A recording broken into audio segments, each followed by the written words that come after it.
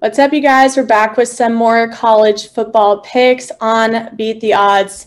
For Odds Checker, I'm Katelyn Heffler, along with my cool co-host. How are you guys doing today? I'm doing great, Katelyn. Alex Kirshner here. Pleasure to make some bread together, pick some games this weekend. Hi, what's up? I'm Jason Kirk.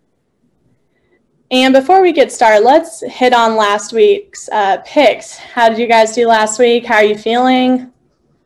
Well, I went 3-2 and could have been 4-1, but a certain South Bend, Indiana-based football program did not score enough points last evening as we record this on Sunday night in Tallahassee. So would have been nice to be 4-1. Felt good about the process, but we'll take 3-2. Sorry to hear they failed to execute, Alex. As of this recording, I am up on week one. Ole Miss Louisville could extend that lead even further. The pick of the week, of course, was Louisiana Tech for me. And man, I had 27.5. Didn't need that. 2 would have gotten it done. Yeah, Mississippi State, I think I'm going to continue to bet against them. Nice. Well, we love that. I'm super thrilled with my pick of the week last week. I must say, though, that this week I'm going to take a break from Alabama, wait till things get more interesting. They play some different teams with more competition. But I'm excited for our picks of the week this week. So, guys, stay tuned for our picks of the week at the end of this video. All right, well, let's get this week's video started. Alex? Yeah, so I got 5 picks to put in the oven this week as we continue at the bakery here trying to produce some bread. Western Kentucky is playing Army at West Point this weekend. That is a 6.5-point spread with Army as the favorite, Army minus 6.5. I am taking the Black Knights. Western Kentucky played UT Martin last weekend, and they won by a significant amount, as you should do against UT Martin. But they got run on pretty significantly, and I don't think that if you're giving up 6 yards a carry to UT Martin, that is necessarily a good sign about how things are going to go for you when you play the Army triple option attack. So big fan of the Black Knights at home. Think that anything less than a touchdown is a really, really enticing look. Also, Army, people forget this, has a bit of a vertical passing component to its offense, and they were absolutely stunting on Georgia State with that this past weekend. Iowa and Iowa State. Jason, I think you and I are going to be aligned on this one.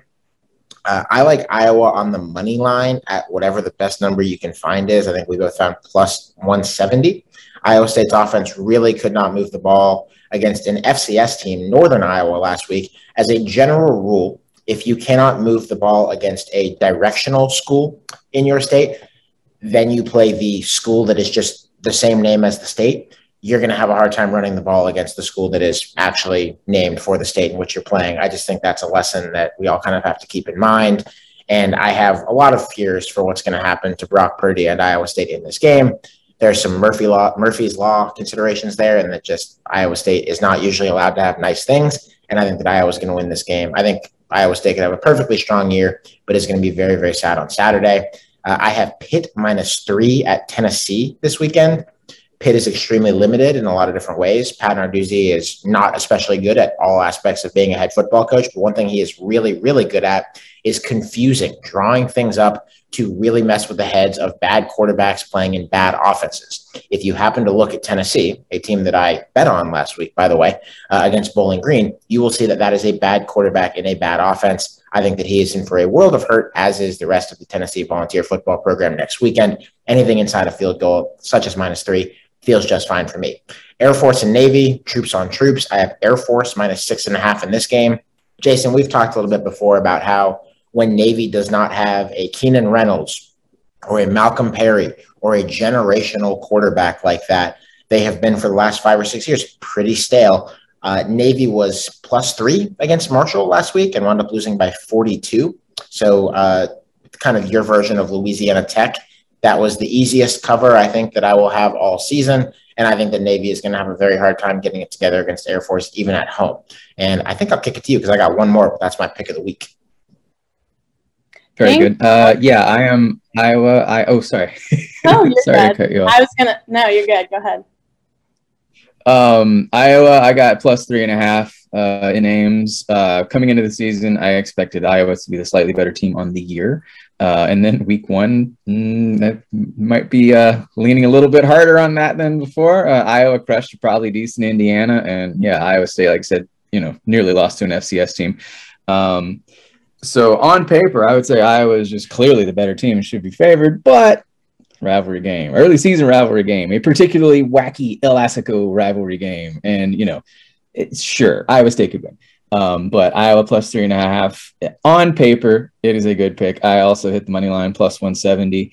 I'm just going to bet against Mississippi State until that goes wrong. I'm just going to bet on Mike Leach failing until someone proves otherwise. NC State -1. You can probably find it out there. Pick 'em. It's bounced around a good bit, but under a field goal, I'll take it. That's not what your all hail shirt means. Doesn't mean all hail State. I am committing the double blasphemy because this is a barbecue shirt. So agricultural. I've turned my back on agriculture nation. Mississippi State fans. I would have considered NC State as like a pick 'em here even before week one when NC State looked really good against USF. That's easy to do, but still they took care of business against USF, excuse me, good gracious. And Mike Leach just looked even worse than I expected. MSU remains pretty one-dimensional by design, and NC State should have a pretty decent pass defense. So great. Give me Troy plus 5.5 against Liberty. This game's in Troy. This line should be smaller unless I'm really missing something. I think this line should be smaller. Troy was a bit better than their record last year, and Liberty was obviously nowhere near as good as 10-1 suggests. In week one, neither really showed much of anything, did what they were supposed to do against heavily outmatched competition, but Troy can keep this close. Last year, Alex, you and I, we had the mantra, trust Troy. And excuse me, leave, go, close the door. Hi. This is my niece says hi. But yeah, she's also in on the Troy Trojans. Those are my first four picks of the week. Great. And before we get to our picks of the week, Alex, any comments? Jason, any comments about each other's picks? Agree, disagree? Well, I think that Jason's strategy of fading Mike Leach until that runs dry is savvy. I honestly have nothing that I could recommend more than to bet against Mike Leach and Mississippi State, because I think that is going very, very poorly.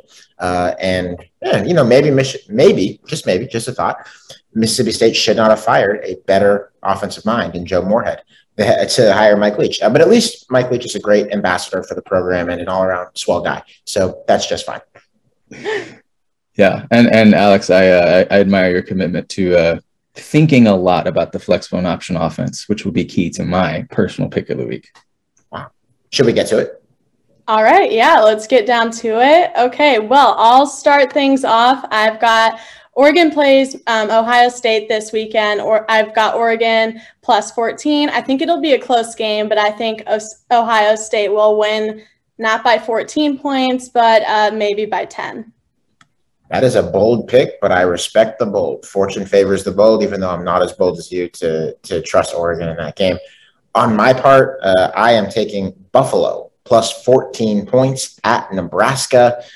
I don't understand what the rationale here is for Nebraska to be laying 2 touchdowns in this game, unless it's just odds makers see the helmet and think, well, it's Nebraska, it's the Big Ten, and it's Buffalo, it's the MAC. Buffalo was a better team than Nebraska last year by a not particularly close margin. And we have seen what Nebraska looks like this year against FBS competition already, and how bad they looked against Illinois in week 0. So I think it's a helmet pick on the odds makers part. And I'm going to take Buffalo plus 14 and feel extremely good about it when the Bulls cover. I appreciate the boldness of both of you and accepting the 2 touchdowns on behalf of the road visitors. And I am going to raise the boldness because I'm going to make my pick of the week a pick on a spread that does not exist yet. I'm taking Kennesaw State plus any number of points. I don't care. Whatever they end up being when it posts on FCS Lines usually posts on Friday, Saturday. Good. Yes. I expect at least 10. hopefully over 2 touchdowns. That'd be wonderful, but let's not get greedy. The game will be, it's not a far road game for the Owls. They use an obnoxious offensive style, the flex bone, that tends to vastly overperform.